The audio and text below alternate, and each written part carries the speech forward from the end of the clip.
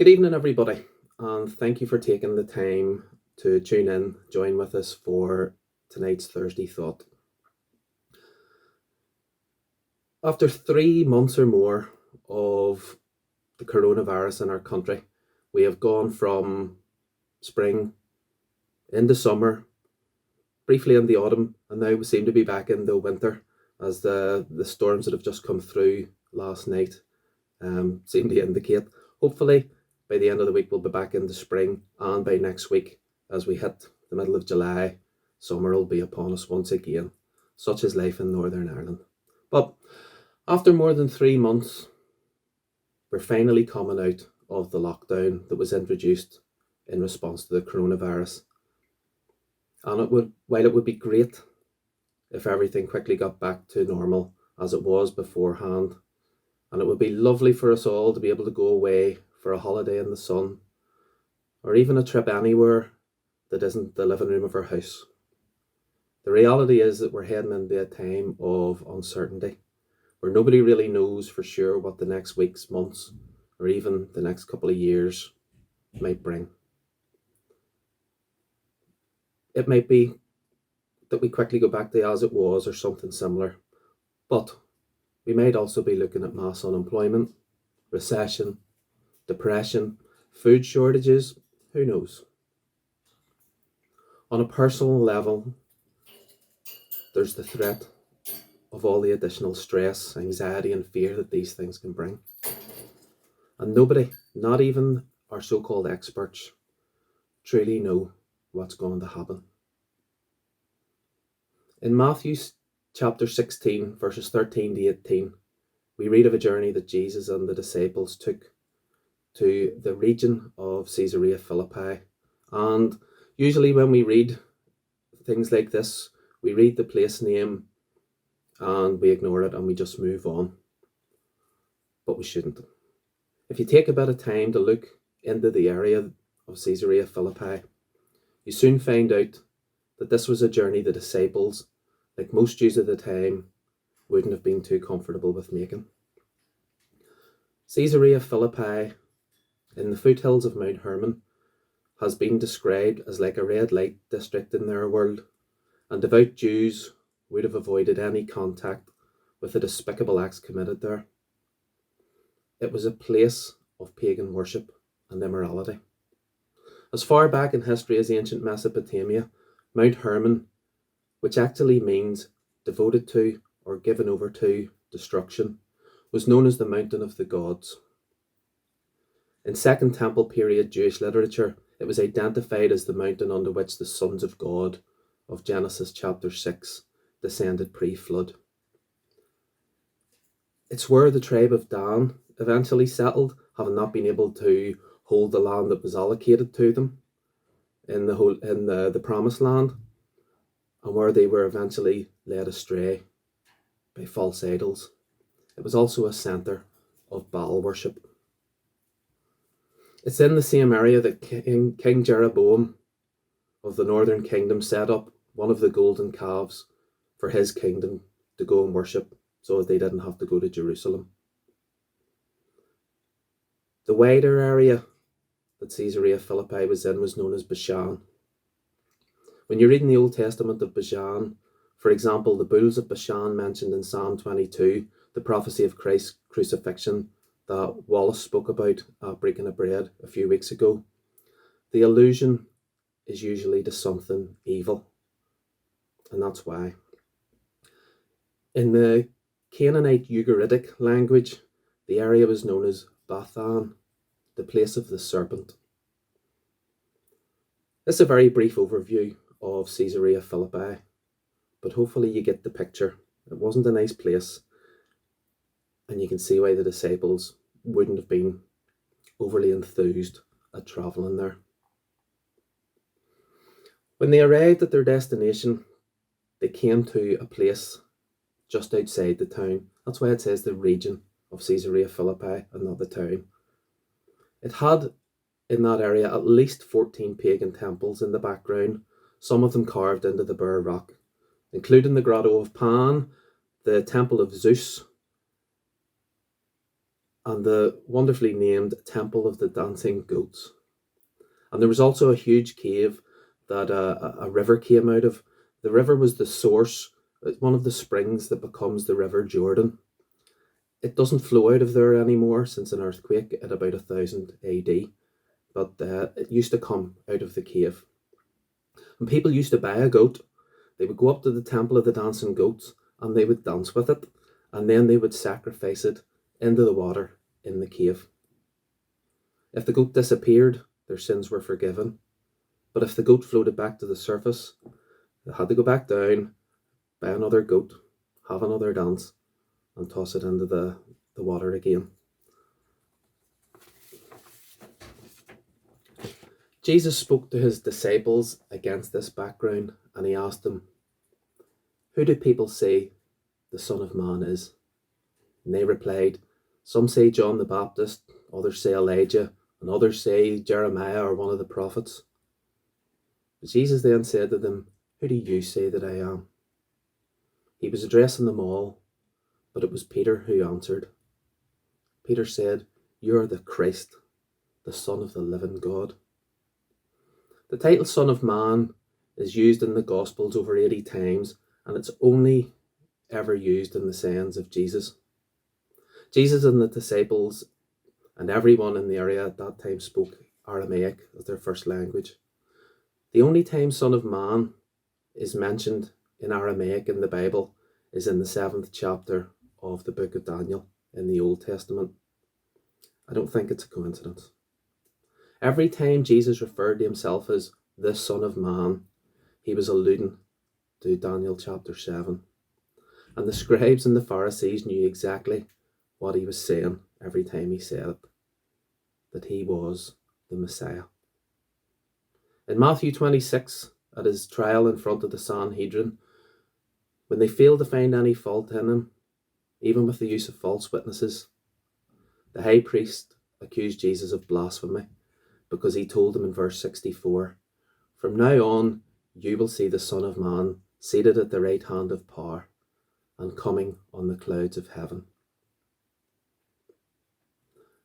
In the very heart of this pagan and idolatry capital of the known world, Peter, when he said, "You are the Christ, the Son of the living God," declared Jesus to be the Jewish Messiah, the Son of God. And Jesus' reply to him was, "Blessed are you, Simon, son of Jonah, for this was not revealed to you by man, but by my Father in heaven. I tell you, you are Peter." In the Greek, it's Petros. It means a small stone or a small rock. And on this rock, the word here is Petra, which means huge rock, like bedrock, like the rock that the temples were carved into. "I will build my church, and the gates of Hades, or the gates of hell, will not prevail against it." The cave with the pool that people threw goats into was known as the gates of Hades, or the gates of hell.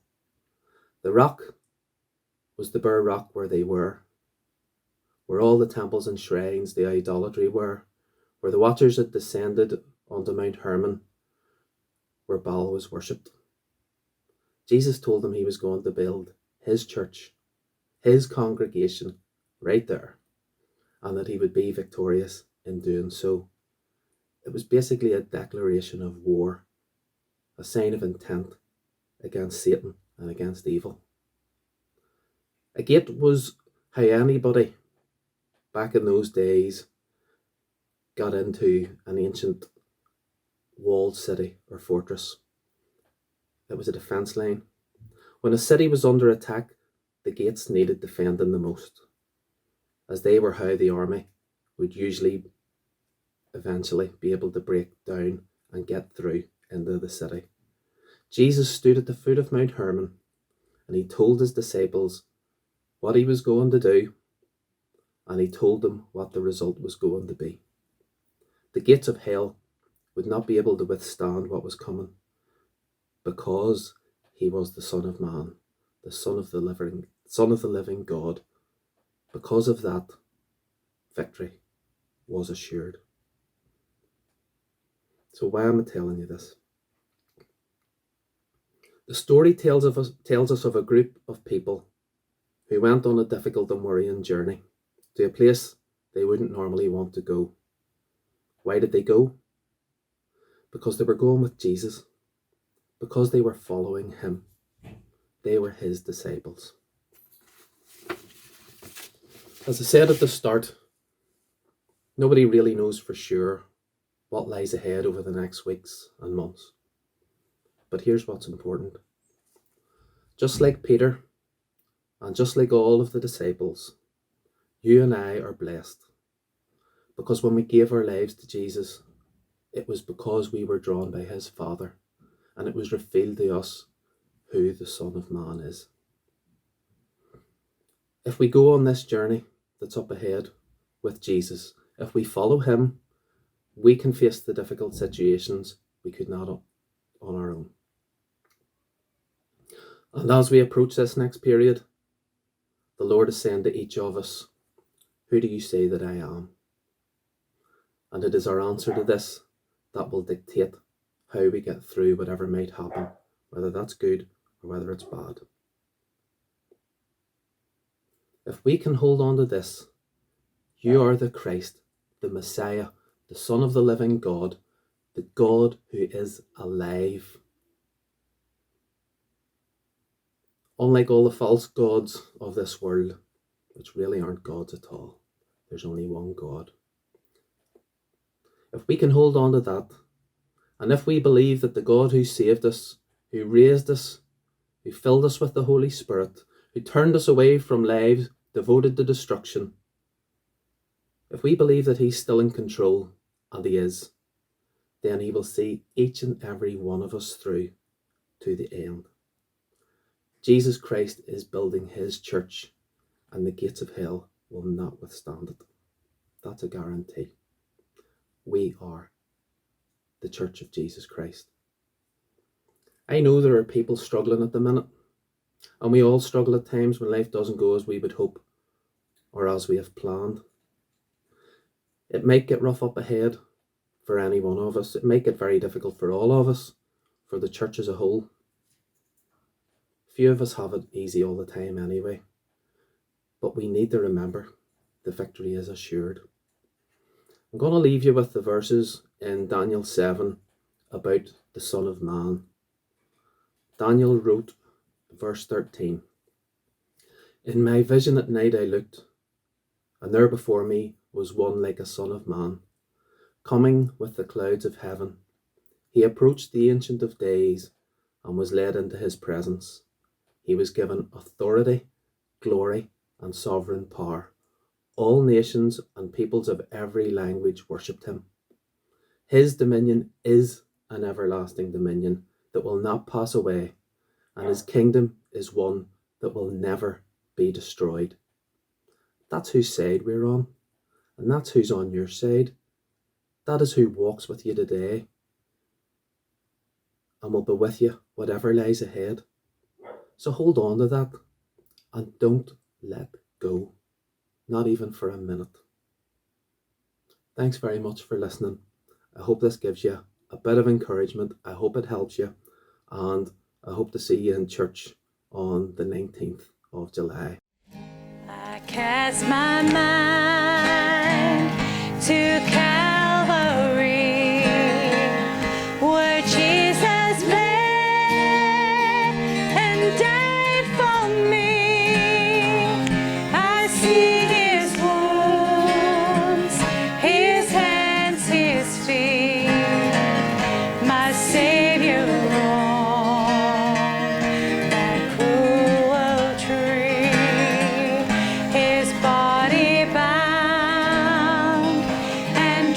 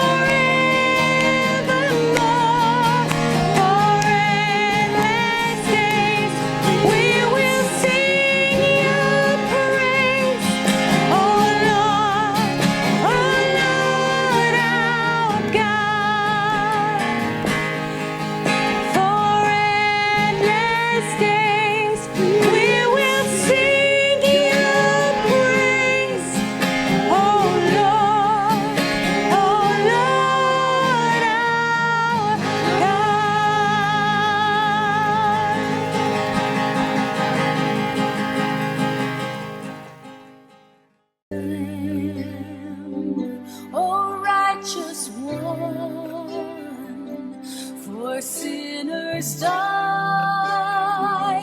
whose sins were none. All that I have, all that I am, I owe to thee, O Calvary.